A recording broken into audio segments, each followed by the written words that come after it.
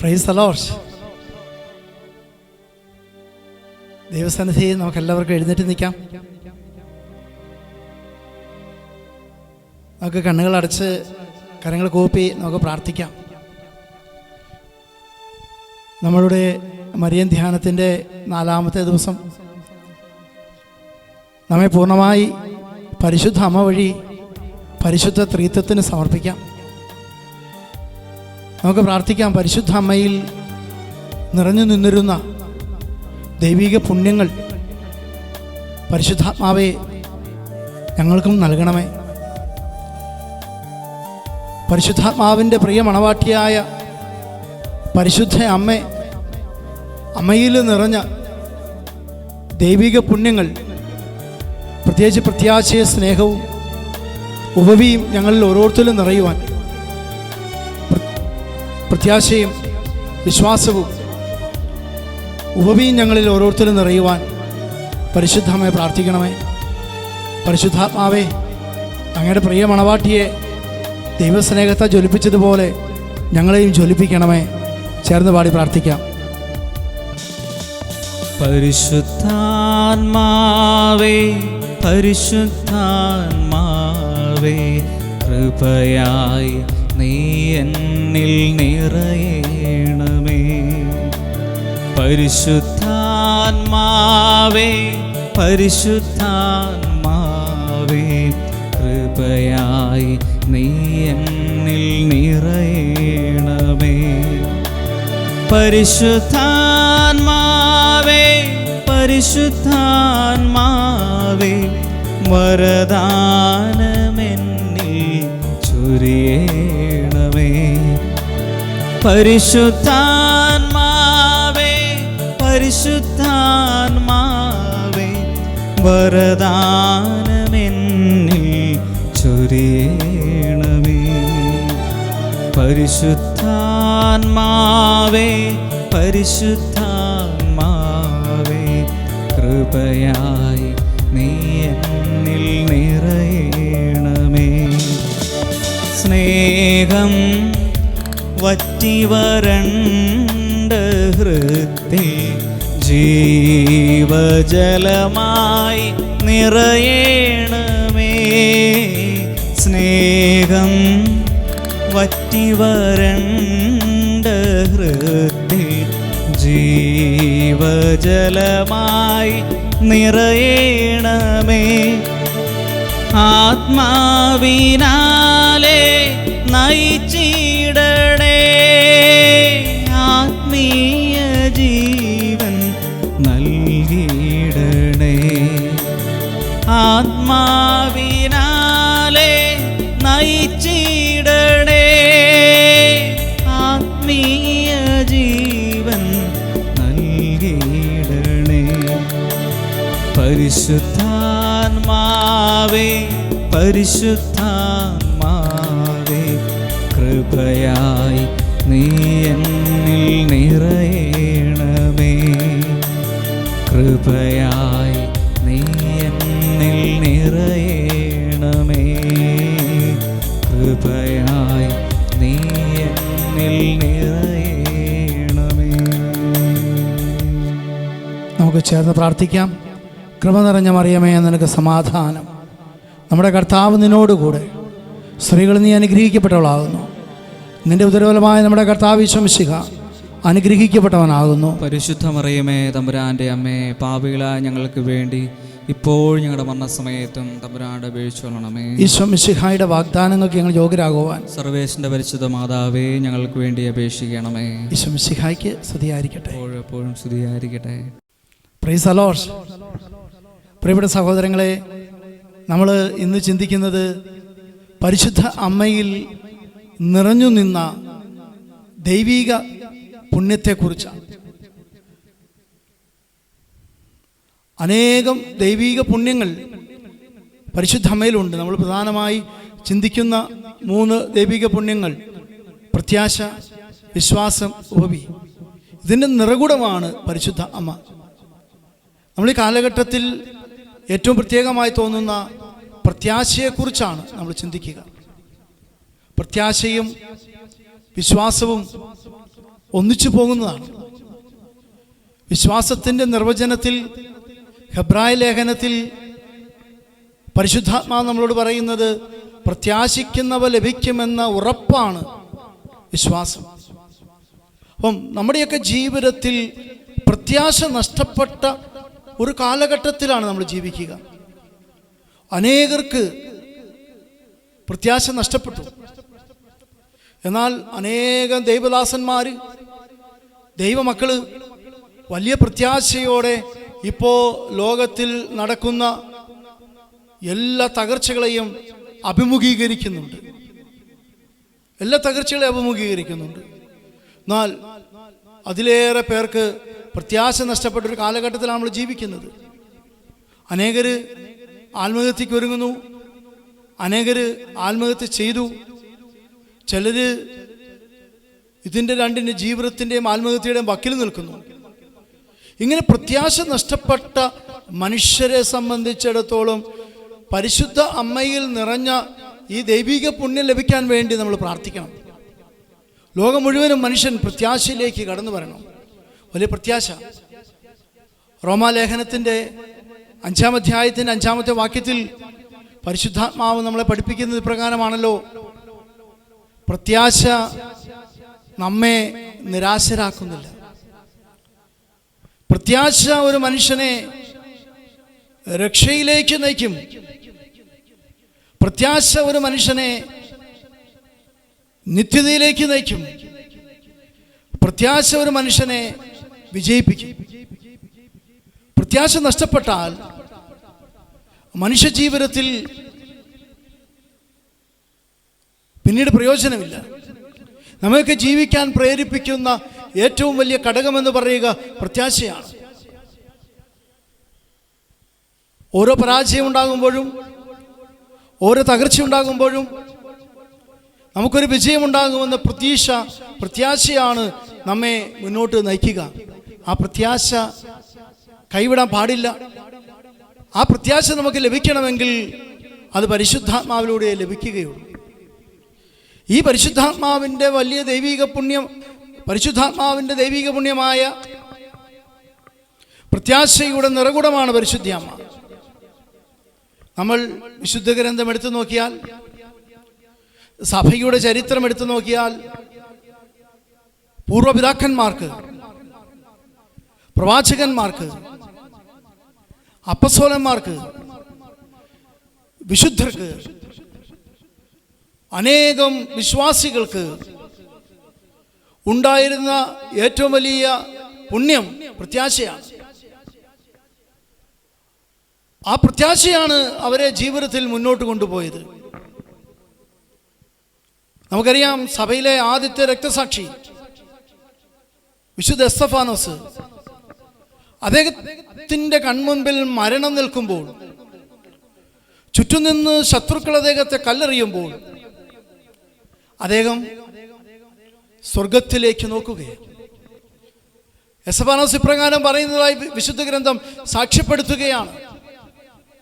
എസ്തഫാനോസ് ഇങ്ങനെ പറയുന്നു: ഇതാ സ്വർഗം തുറക്കപ്പെട്ടിരിക്കുന്നതും മഹത്വത്തിന്റെ സിംഹാസനത്തിന്റെ വലത്തുഭാഗത്ത് ക്രിസ്തു ഉപവിഷ്ടനായിരിക്കുന്നതും ഞാൻ കാണുന്നു. ഈ ലോക ജീവിതം അവസാനിക്കുമ്പോൾ, മരണം തൻ്റെ സമീപത്തെത്തി നിൽക്കുമ്പോൾ, സ്വർഗത്തിലേക്ക് നോക്കി, നിത്യതയെ നോക്കി പ്രത്യാശ അർപ്പിക്കുന്ന ആദ്യത്തെ രക്തസാക്ഷി, അദ്ദേഹത്തിൻ്റെ ചുവട് പിടിച്ച് സഭയിൽ അനേകം രക്തസാക്ഷികൾ രൂപം കൊണ്ടു. ഇന്നും വിശ്വാസത്തിന് വേണ്ടി ലോകത്തിൽ മരിച്ചു വീഴുന്ന അനേകം വിശുദ്ധരുണ്ട്, രക്തസാക്ഷികളുണ്ട്. എവിടെയൊക്കെ സഭ പീഡിപ്പിക്കപ്പെടുന്നുണ്ടോ, എവിടെയൊക്കെ രക്തസാക്ഷികൾ ഉണ്ടാകുന്നുണ്ടോ, അവിടെയൊക്കെ വലിയ പ്രത്യാശയുടെ അനുഭവങ്ങളെ, വ്യക്തികളെ നമുക്ക് കാണാൻ പറ്റും. തങ്ങൾ മരണത്തെക്കാളും ഈ ലോക ജീവിതത്തെക്കാളും ക്രിസ്തുവിനെ സ്നേഹിക്കുന്നു, ദൈവത്തെ സ്നേഹിക്കുന്നു, സഭയെ സ്നേഹിക്കുന്നു എന്ന് പറഞ്ഞുകൊണ്ട് ക്രിസ്തുവിനെ തള്ളിപ്പറയാതെ മരണത്തെ സ്വീകരിക്കുന്ന ഓരോ വിശ്വാസിയും ക്രൈസ്തവനെ സംബന്ധിച്ചിടത്തോളം വിശ്വാസത്തിൻ്റെ വലിയ മാതൃകയാണ്. വലിയ മാതൃകയാണ്.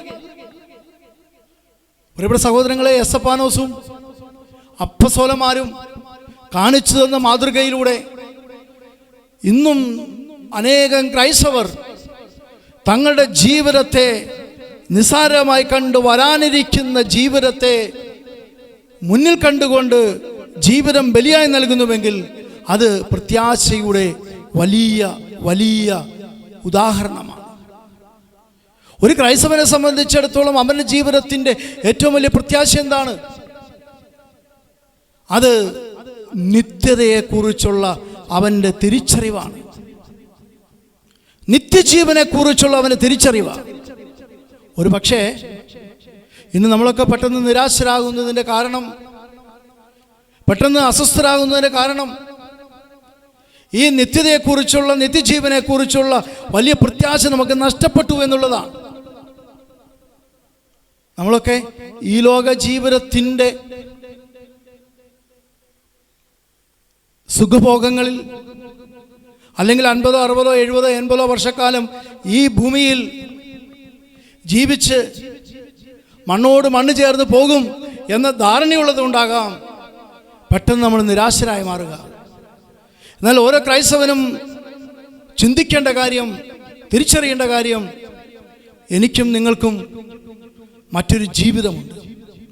ആ ജീവിതത്തെക്കുറിച്ചുള്ള പ്രത്യാശയാണ് ഈ ജീവിതത്തിൻ്റെ നമ്മുടെ അടിസ്ഥാനമെന്ന് പറയുക. ഇവിടുത്തെ നമ്മുടെ പ്രതിസന്ധികളെ, പ്രശ്നങ്ങളെ നേരിടാൻ നമ്മളെ ശക്തിപ്പെടുത്തുന്ന ആ പ്രത്യാശയാണ്. വരാനിരിക്കുന്ന ജീവിതത്തെക്കുറിച്ചുള്ള ഒരു വലിയ പ്രത്യാശയാണ് ഒരു ക്രൈസ്തവനെ അവൻ്റെ ജീവിതത്തിൽ മുന്നോട്ട് നയിക്കേണ്ടത്. അതുകൊണ്ടാണല്ലോ കൊരിന്തോസുകാർക്കുള്ള 1-ാം ലേഖനത്തിൽ പരിശുദ്ധാത്മാവ് നമ്മളോട് പറയുക, ഈ ലോക ജീവിതത്തിന് വേണ്ടി മാത്രം നമ്മൾ യേശുക്രിസ്തുവിൽ പ്രത്യാശ അർപ്പിച്ചിരിക്കുന്നുവെങ്കിൽ നമ്മൾ മറ്റെല്ലാ മനുഷ്യരെക്കാളും നിർഭാഗ്യവാന്മാരാണ്. പ്രിയപ്പെട്ട സഹോദരങ്ങളെ, ഈ ലോക ജീവിതത്തിന് വേണ്ടി മാത്രമല്ല ഒരു വിശ്വാസ ജീവിതമെന്ന് പറയുക. കർത്താവ് നമ്മളെ പഠിപ്പിക്കുന്നുണ്ടല്ലോ വിശുദ്ധ മത്തായിയുടെ സുവിശേഷത്തിൽ, ആദ്യം നിങ്ങൾ ദൈവത്തിൻ്റെ രാജ്യം അന്വേഷിക്കുക, ബാക്കിയെല്ലാം ദൈവം നിങ്ങൾക്ക് കൂട്ടിച്ചേർത്ത് നൽകും. ആദ്യം നമ്മൾ അന്വേഷിക്കേണ്ടത് ദൈവരാജ്യമാണ്. ഈ ലോക ജീവിതത്തിന് ആവശ്യമായതെല്ലാം കർത്താവ് നമുക്ക് കൂട്ടിച്ചേർത്ത് നൽകും. ഇതാണ് ഒരു ക്രൈസ്തവനെ സംബന്ധിച്ചുള്ള അവൻ്റെ ജീവിതത്തിൻ്റെ പ്രത്യാശ എന്ന് പറയുക. നമ്മൾ അധ്വാനിക്കേണ്ടതും, നമ്മൾ പരിശ്രമിക്കേണ്ടതും, നമ്മൾ പ്രാർത്ഥിക്കേണ്ടതും നിത്യജീവന് വേണ്ടിയിട്ടാണ്, ദൈവരാജ്യത്തിന് വേണ്ടിയിട്ടാണ്. അപ്പോൾ ഈ ലോക ജീവിതത്തിന് ആവശ്യമായതെല്ലാം കർത്താവ് ക്രമീകരിച്ച് നൽകും. അതിൻ്റെ അർത്ഥം ഈ ലോക ജീവിതത്തിന് വേണ്ടി അല്ലെങ്കിൽ നമ്മുടെ ആവശ്യങ്ങൾക്ക് വേണ്ടി പ്രാർത്ഥിക്കേണ്ട എന്നല്ല, ജോലി ചെയ്യേണ്ട എന്നല്ല, മറിച്ച് അതിനു വേണ്ടി മാത്രമല്ല നമ്മുടെ ജീവിതം നിത്യതയ്ക്ക് വേണ്ടിയാണ്. നിത്യതയ്ക്ക് വേണ്ടിയാണ് നമ്മൾ ഓരോരുത്തരും ജീവിക്കേണ്ടത്, പരിശ്രമിക്കേണ്ടത് നിത്യജീവന് വേണ്ടിയിട്ടാണ്. ഈ ലോക ജീവിതത്തിന് വേണ്ടി മാത്രമുള്ള പ്രാർത്ഥനകളും ഈ ലോക ജീവിതത്തിൻ്റെ കാര്യങ്ങൾ ക്രമപ്പെടാനുള്ള ശുശ്രൂഷകളുമൊക്കെ നമ്മൾ നിർത്തി നിത്യതയ്ക്ക് വേണ്ടി നമ്മൾ പരിശ്രമിക്കണം. നമ്മൾ പലപ്പോഴും ജപമാല ചെല്ലുമ്പോൾ നമ്മളറിയാതെ നമ്മൾ ജപമാലയ്ക്ക് നിയോഗങ്ങൾ വയ്ക്കുമ്പോൾ നമ്മൾ അറിയാണ്ട് ചെയ്തു പോകുന്ന പല കാര്യങ്ങളുണ്ട്. എന്താണ്? ദുഃഖത്തിൻ്റെ രഹസ്യം ധ്യാനിക്കുമ്പോൾ അതിൻ്റെ 4-ാമത്തെ രഹസ്യത്തിൽ നമ്മുടെ കർത്താവ് ഈശോ കുരിശും വഹിച്ചുകൊണ്ട് കാൽവരി മലയിലേക്ക് പോകുമ്പോൾ ആ കാര്യത്തെക്കുറിച്ച് നമ്മൾ ധ്യാനിക്കുമ്പോൾ നമ്മൾ പറയും, കർത്താവേ എൻ്റെ ജീവിതത്തിൻ്റെ കുരിശുകളെ മാറ്റിത്തരണേ. സന്തോഷത്തിൻ്റെ 3-ാമത്തെ രഹസ്യം നമ്മൾ ധ്യാനിക്കുമ്പോൾ പരിശുദ്ധ ദൈവമാതാവ് തൻ്റെ സുതനെ കാലിത്തൊഴുത്തിൽ ജന്മം നൽകുന്നതിനെക്കുറിച്ച് നമ്മൾ ധ്യാനിക്കുമ്പോൾ നമ്മളവിടെ പ്രാർത്ഥിക്കും, എൻ്റെ ജീവിതത്തിലെ പ്രശ്നങ്ങൾ മാറ്റണേ. എന്നാൽ നമുക്കൊക്കെ ഇങ്ങനെ പ്രാർത്ഥിക്കാൻ പറ്റണം, പരിശുദ്ധ അമ്മ ദൈവമാതാവേ ജീവിതത്തിൻ്റെ എല്ലാ സാഹചര്യങ്ങളിലും അമ്മയെപ്പോലെ സമചിത്തതയോടെ ദൈവ തിരുമനസ്സിന് അനുരൂപപ്പെടുവാനുള്ള കൃപ നൽകണമേ എന്ന് നമുക്ക് ആ രഹസ്യത്തിൽ പ്രാർത്ഥിക്കാൻ പറ്റണം. അതാണ് പ്രത്യാശയുടെ ജീവിതം. പരിശുദ്ധ അമ്മയെ സംബന്ധിച്ചിടത്തോളം ഈ പ്രത്യാശയുടെ ജീവിതമാണ് നയിച്ചത്. തുടക്കം മുതൽ ദൈവത്തിൻ്റെ തിരുമനസ്സിന് ആമേൻ പറഞ്ഞ സമയം മുതൽ ജീവിതത്തിൻ്റെ സകല പ്രതിസന്ധികളിലും എല്ലാ ഘട്ടത്തിലും, അത് ഈശോ മിശിഹായ്ക്ക് ജന്മം നൽകുന്ന സമയത്താണെങ്കിലും, ഈജിപ്തിലേക്കുള്ള ഒളിച്ചോട്ടത്തിലാണെങ്കിലും, നസറത്തിലെ ജീവിതത്തിലാണെങ്കിലും, എല്ലായിടത്തും പരിശുദ്ധ അമ്മയുടെ പ്രത്യാശയുടെ വലിയ അനുഭവം നമുക്ക് കാണാൻ പറ്റും. ഏറ്റവും ഒടുക്കം കാൽവരി മലയുടെ മുകളിൽ താൻ ജന്മം കൊടുത്ത തൻ്റെ തിരുക്കുമാരൻ, താൻ പാലൂട്ടി വളർത്തിയ തൻ്റെ തിരുക്കുമാരൻ, താൻ ഓമനിച്ച് വളർത്തിയ തൻ്റെ പ്രിയപുത്രൻ 3 ആണികളിൽ തൂങ്ങി, ശരീരം മുഴുവൻ അടികളേറ്റ് രക്തം വാർന്നൊഴുകി, ഒരു പരിഹാസപാത്രമായി, ഒരു പരാജിതനെ പോലെ കുരിശിൽ കിടന്ന് പിടയുന്ന സമയത്ത് ആ ദയനീയ കാഴ്ച കാണാൻ നിവൃത്തിയില്ലാതെ സൂര്യൻ കണ്ണടച്ചപ്പോൾ ദൈവകുമാരൻ്റെ വേദനയിൽ മനംനൊന്ത് പ്രകൃതി മുഴുവൻ ഇളകിയാടിയപ്പോൾ, പാറകൾ പൊട്ടിപ്പിളർന്നപ്പോൾ, ഒരു ലവലേശം പോലും ഇളക്കമില്ലാതെ ആ കുരിശിലേക്ക് കണ്ണും നട്ട് പരിശുദ്ധ മറിയം നോക്കി നിന്നെങ്കിൽ പരിശുദ്ധ മറിയത്തിന് ഉറച്ച ബോധ്യമുണ്ടായിരുന്നു, തൻ്റെ തിരുക്കുമാരൻ ഈ പീഡകൾ സഹിച്ച് പരാജിതനായി ഇവിടെ മരണമടഞ്ഞാലും അവൻ 3-ാം ദിവസം ഉത്ഥാനം ചെയ്യും എന്ന വലിയ പ്രത്യാശ ഈ മരണത്തിൻ്റെ മേൽ, ഈ ലോകത്തിൻ്റെ മേൽ, തിന്മയുടെ സകല ശക്തിയുടെ മേൽ അവൻ ആധിപത്യം പുലർത്തി അവൻ വിജയം വരിക്കുമെന്ന പ്രത്യാശ പരിശുദ്ധ അമ്മയ്ക്കുണ്ടായിരുന്നു. എൻ്റെ പ്രിയപ്പെട്ട സഹോദരങ്ങളെ, ഒരു വിശ്വാസിക്ക് പരിശുദ്ധ അമ്മ നൽകുന്ന മാതൃക ഇതാണ്. നമ്മുടെയൊക്കെ ജീവിതത്തിൽ എത്ര വലിയ പ്രതിസന്ധികളുണ്ടായാലും അമ്മയോട് ചേർന്ന് നമ്മൾ നിൽക്കുമ്പോൾ അതിൻ്റെ എല്ലാം മുകളിൽ വിജയം വരിക്കാൻ കർത്താവ് നമ്മളെ സഹായിക്കും. പരിശുദ്ധ അമ്മയുടെ മാധ്യസ്ഥം യാചിച്ച് പ്രത്യാശ എന്ന പുണ്യം ലഭിക്കാൻ വേണ്ടി നമുക്ക് പ്രാർത്ഥിക്കാം. കണ്ണുകളടച്ച് കരങ്ങൾ കൂപ്പി ചേർന്ന് പാടി പ്രാർത്ഥിക്കാം. തന്നൊരമ്മേ എനിക്കേശോ തന്നൊരമ്മേ, എനിക്കേശോ തന്നൊരമ്മേ. എല്ലാവർക്കും മുട്ടുകുത്തി നിൽക്കാം. മരണത്തെ ജയിച്ച് ഉത്തിതനായ നമ്മുടെ കർത്താവ് നമ്മുടെയൊക്കെ ജീവിതത്തിൽ വലിയ പ്രത്യാശയുടെ അനുഭവമായി നമ്മെ ഓരോരുത്തരെയും അനുഗ്രഹിക്കുവാൻ ദിവ്യകാരുണ്യമായി എഴുന്നള്ളി വരുന്ന സമയം എല്ലാ ആരാധനകൾക്കും സ്തുതികൾക്കും യോഗ്യനായ കർത്താവിനെ നമുക്കൊന്ന് ചേർന്ന് ആരാധിക്കാം.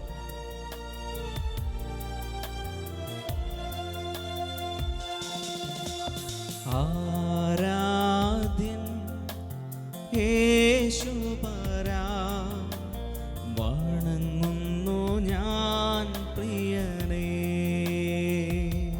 ചേർന്ന് പാടി.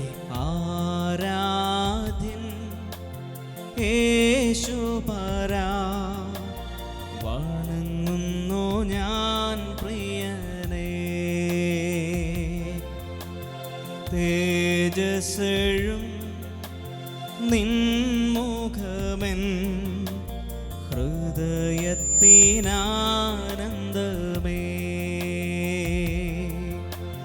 തേജസ്സെഴും നിൻമുഖമെൻ ഹൃദയത്തിനാനന്ദമേ.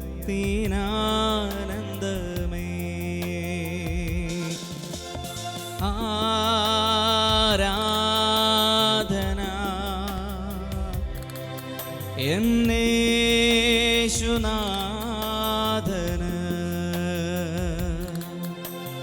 ആരാധന. 2 കരങ്ങളും ഈശോയുടെ നേരെ നീട്ടിപ്പിടിച്ച് എന്നേശുനാഥന് എല്ലാവരും ചേർന്ന് പാടി. ആരാധന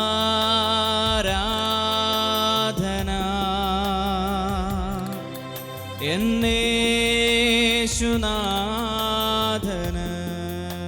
എല്ലാവരും ചേർന്ന് പാടി ആരാധിക്കാം. ആരാധന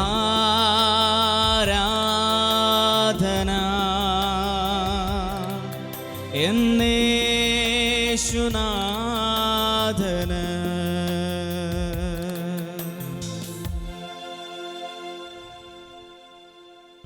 നമുക്ക് ഈശോയെ തന്നെ നോക്കാം. തിരുവോസ്വരൂപനായി നമ്മുടെ മധ്യ എഴുന്നള്ളിയിരിക്കുന്ന കർത്താവിന് നമുക്ക് ആരാധനയും സ്തുതിയും സമർപ്പിക്കാം. സർവശക്തനായ ദൈവത്തെ രണ്ട് കരങ്ങളും ഉയർത്തി ഒന്ന് ചേർന്ന് നമുക്ക് സ്തുതിച്ച് മഹത്വപ്പെടുത്താം. Hallelujah hallelujah hallelujah hallelujah hallelujah hallelujah hallelujah. നമ്മുടെ സകല കഷ്ടതകളും, നമ്മുടെ സകല വേദനകളും, നമ്മുടെ സകല നൊമ്പരങ്ങളും ഈ ദൈവസന്നിധിയിലേക്ക് സമർപ്പിച്ചുകൊണ്ട് എല്ലാ സ്തുതികൾക്കും ഹല്ലേലൂയ ഹല്ലേലൂയ ഹല്ലേലൂയ ഹല്ലേലൂയ. കർത്താവേ, ഞങ്ങളുടെ ആത്മാവും മനസ്സും ശരീരവും, ഞങ്ങളുടെ ഇന്ദ്രിയങ്ങളും, ഞങ്ങളുടെ ഓരോ നാഡി നരമ്പുകളും അങ്ങേ വാഴ്ത്തുന്നു കർത്താവേ. Hallelujah hallelujah hallelujah hallelujah. യേശു ആരാധന ആരാധന ആരാധന ആരാധന. യേശു ആരാധന ആരാധന ആരാധന ആരാധന ആരാധന. യേശുവേ ആരാധന ആരാധന. യേശുവേ ആരാധന. കരങ്ങൾ ഹൃദയത്തോട് ചേർത്ത് വെച്ച് കണ്ണുകൾ തുറന്ന് ദിവ്യകാരുണ്യത്തിലേക്ക് തന്നെ നോക്കാം. പ്രിയപ്പെട്ട സഹോദരങ്ങളെ, നമ്മുടെയൊക്കെ മനസ്സിൻ്റെ വേദനകളും ഹൃദയത്തിൻ്റെ നൊമ്പരങ്ങളും ജീവിതത്തിൻ്റെ ദുഃഖങ്ങളും ഈശോയുടെ സന്നിധിയിൽ ഈ നിമിഷം നമുക്ക് സമർപ്പിക്കാം. ഇതാ ലോകം മുഴുവൻ തകർന്നടിഞ്ഞു എന്ന് കരുതിയവൻ സകലത്തിൻ്റെ മേലും ആധിപത്യം ഉറപ്പിച്ചുകൊണ്ട് മൂന്നാം ദിനം ഉത്ഥിതനായി ദിവ്യകാരുണ്യമായി നമ്മുടെ മധ്യ എഴുന്നള്ളിയിരിക്കുമ്പോൾ നമ്മുടെയൊക്കെ ഇന്നത്തെ ജീവിതത്തിൻ്റെ ദുഃഖങ്ങൾക്കും വേദനകൾക്കും അപ്പുറം വലിയ പ്രത്യാശയുടെ അനുഭവമാണ് അവിടെ നമുക്ക് നൽകുക. നമ്മുടെ വേദനകൾ, നമ്മുടെ ദുഃഖങ്ങൾ, ഒറ്റപ്പെടലുകൾ, നമ്മുടെ ജീവിതത്തിൻ്റെ തിക്താനുഭവങ്ങൾ, തകർച്ചകൾ, ആകുലതകൾ സകലതും ഈശോയുടെ സന്നിധിയിലേക്ക് നമുക്ക് സമർപ്പിക്കാം. നമ്മെ ഓരോരുത്തരെയും നമ്മുടെ കർത്താവ് ആശ്വസിപ്പിക്കുന്ന സമയമാണ്. ദുഃഖങ്ങളിൽ ആശ്വാസം നൽകുന്ന ദൈവം, ഇതാ ഞാൻ നിൻ്റെ കണ്ണുനീര് തുടച്ചു മാറ്റുമെന്ന് അരുളി ചെയ്ത ദൈവം, നിങ്ങളുടെ മെഴികളിൽ നിന്ന് ഞാൻ കണ്ണുനീര് തുടച്ചു മാറ്റും, ഇനി ദുഃഖമോ മുറവിളിയോ ഉയരുകയില്ല എന്ന് അരുളി ചെയ്ത ദൈവം ഇതാ നമ്മുടെ മധ്യത്തിൽ എഴുന്നള്ളിയിരിക്കുന്നു. നമുക്കൊക്കെ ഒരു ഉത്ഥാനം നൽകുവാൻ, നമ്മുടെ ജീവിതത്തിൽ വലിയ പ്രത്യാശ നൽകുവാൻ നമ്മുടെ കർത്താവ് എഴുന്നള്ളിയിരിക്കുന്നു. ആകയാൽ എൻ്റെ സഹോദരങ്ങളെ, നമ്മുടെ ജീവിതങ്ങളെ പരിപൂർണമായി കർത്താവിന് കൊടുക്കാം. തകർന്ന് തരിപ്പണമായി എന്ന് നാം കരുതുന്ന നിമിഷങ്ങളെ കർത്താവിന് കൊടുക്കാം. ഇതാ കർത്താവ് നമ്മളെ ആശ്വസിപ്പിക്കുന്ന സമയം. കൈപ്പാർന്ന വേദനകൾക്കപ്പുറം മധുരത്തിൻ സൗഖ്യമുണ്ടതോർക്കണം. കൈപ്പാർന്ന വേദനകൾക്കപ്പുറം മധുരത്തിൻ സൗഖ്യമുണ്ടതോർക്കണം. മാനത്തെ കാർമേഘമപ്പുറം സൂര്യപ്രഭയുണ്ടെന്നതോർക്കണം. വിശ്വാസത്തോടെ നീ ദൈവത്തെ നോക്കിയാൽ ഉത്തരം നൽകുമെന്നറിഞ്ഞിടേണം. അവനുത്തരം നൽകുമെന്നറിഞ്ഞിടേണം. ഇലപൊഴിയും കാലങ്ങൾക്കപ്പുറം തളിരണിയും കാലമുണ്ടതോർക്കണം. കവിളിലൂടൊഴുകുന്ന കണ്ണീരിനപ്പുറം പുഞ്ചിരിയുണ്ടെന്നതും ഓർക്കണം. പ്രത്യാശയോടെ നീ ദൈവത്തെ നോക്കിയാൽ ഉത്തരം നൽകുമെന്നറിഞ്ഞിടേണം. അവനുത്തരം നൽകുമെന്നറിഞ്ഞിടേണം. ഒരിക്കൽ കൂടി രണ്ട് കരങ്ങൾ നമുക്ക് സ്വർഗത്തിലേക്ക് ഉയർത്താം. ലോകം മുഴുവനെയും പരിശുദ്ധ അമ്മ വഴി ഈശോയ്ക്ക് നമുക്ക് സമർപ്പിക്കാം. പ്രത്യാശ നഷ്ടപ്പെട്ട സകല ജനതകളെയും ഈശോയ്ക്ക് സമർപ്പിക്കാം. യുദ്ധത്തിലും ക്ഷാമത്തിലും മഹാമാരിയുടെ അടിമത്തത്തിലും കഴിയുന്ന സകല ജനതകളും വലിയ പ്രത്യാശയോടെ ദൈവസന്നിധിയിലായിരിക്കാൻ, തങ്ങളുടെ ഈ ലോകത്തിലെ ദൗത്യം പൂർത്തീകരിക്കാൻ കൃപ ചൊരിയണമേ എന്ന് നമുക്ക് പരിശുദ്ധമയോട് ചേർന്ന് പ്രാർത്ഥിക്കാം.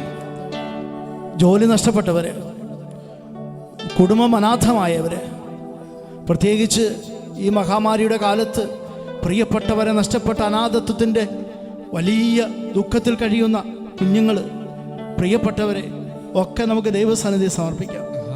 വലിയ നിരാശയോടെ കഴിയുന്ന സകല ജനപദങ്ങളെ സമർപ്പിച്ച്, കർത്താവേ, നിന്റെ പ്രത്യാശയുടെ ആത്മാവിൻ്റെ ശക്തി എല്ലാ മനുഷ്യർക്കും നൽകണമേ എന്ന് പ്രാർത്ഥിച്ച്, ലോകം മുഴുവൻ്റെ മേൽ കരുണയായിരിക്കണമേ എന്ന് പ്രാർത്ഥിച്ച് ഒന്ന് ചേർന്ന് നിലവിളിച്ച് പ്രാർത്ഥിക്കാം. ലോകം മുഴുവന് വേണ്ടി പ്രാർത്ഥിക്കാം. Hallelujah, hallelujah, hallelujah. കർത്താവേ, ഞങ്ങൾ ലോകം മുഴുവന് വേണ്ടി പ്രാർത്ഥിക്കുന്നു. പരിശുദ്ധ അമ്മയോട് ചേർന്ന് പ്രാർത്ഥിക്കുന്നു. എല്ലാവരെയും നഷ്ടപ്പെട്ടവർക്ക് വേണ്ടി ഞങ്ങൾ പ്രാർത്ഥിക്കുന്നു. ജീവിതം വഴിമുട്ടിയവർക്ക് വേണ്ടി ഞങ്ങൾ പ്രാർത്ഥിക്കുന്നു. കടുത്ത ദുഃഖത്തിലും നിരാശയിലും കഴിയുന്നവർക്ക് വേണ്ടി ഞങ്ങൾ പ്രാർത്ഥിക്കുന്നു. ആത്മഹത്യ പ്രവണതയിൽ കഴിയുന്നവർക്ക് വേണ്ടി ഞങ്ങൾ പ്രാർത്ഥിക്കുന്നു. മാരക രോഗങ്ങൾക്ക് അടിമപ്പെട്ടവർക്ക് വേണ്ടി ഞങ്ങൾ പ്രാർത്ഥിക്കുന്നു. വലിയ നിരാശയിൽ കഴിയുന്നവർക്ക് വേണ്ടി ഞങ്ങൾ പ്രാർത്ഥിക്കുന്നു. കർത്താവേ, നിന്റെ കരം നീട്ടണമെന്ന് പ്രാർത്ഥിക്കുന്നു. Hallelujah, hallelujah, hallelujah. യേശുവേ, ആരാധന, ആരാധന, ആരാധന. യേശുവേ, നന്ദി. Hallelujah, hallelujah, hallelujah. യേശുവേ, കരങ്ങൾ കൂപ്പാം. നമുക്കെല്ലാവർക്കും ആശീർവാദം സ്വീകരിക്കാം. ലോകം മുഴുവനെയും, തിരുസഭയെയും, പരിശുദ്ധ പിതാവിനെയും, കർത്തനാൾ സംഘത്തെയും, എല്ലാ മെത്രന്മാരെയും, വൈദികരെയും നമുക്ക് ദൈവസന്നിധിയിൽ സമർപ്പിക്കാം. പ്രത്യാശ നഷ്ടപ്പെട്ട സകലരെയും കർത്താവിൻ്റെ ആശീർവാദത്തിനായി നമുക്ക് സമർപ്പിക്കാം. കർത്താവെ, തിരുക്കരം നീട്ടി ആശീർവദിക്കണമേ പ്രാർത്ഥിക്കാം. സ്വർഗത്തിൽ നിന്നാഗതമാ ജീവൻ നൽകുമൊരപ്പം നീ, മർത്യനു മുക്തി പകർന്നരുളും നിത്യമഹോന്നതമപ്പം നീ, നിത്യമഹോന്നതമപ്പം നീ.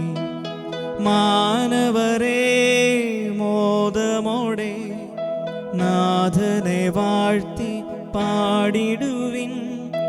ദൈവത്തിൻ പരിപാവനമാ സന്നിധി ചേർന്നു വണങ്ങിടുവിൻ, സന്നിധി ചേർന്നു വണങ്ങിടുവിൻ.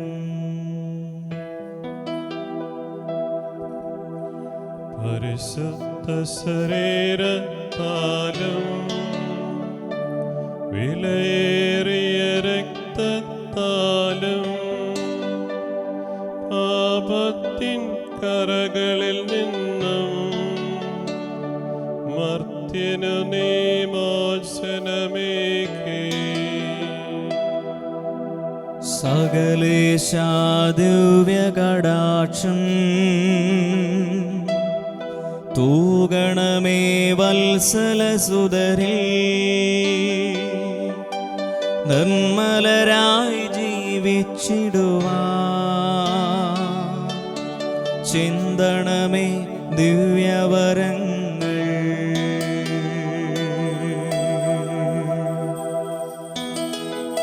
പരിശുദ്ധ പരമ ദിവ്യകാരുണ്യത്തിന് എന്നേരവും ആരാധനയും സ്തുതിയും പുകഴ്ചയും ഉണ്ടായിരിക്കട്ടെ. പരിശുദ്ധ പരമ ദിവ്യകാരുണ്യത്തിന് എന്നേരവും ആരാധനയും സ്തുതിയും പുകഴ്ചയും ഉണ്ടായിരിക്കട്ടെ.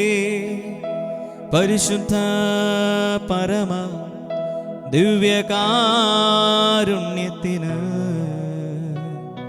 എന്നേരവും ആരാധനയും സ്തുതിയും പുകഴ്ചയും ഉണ്ടായിരിക്കട്ടെ.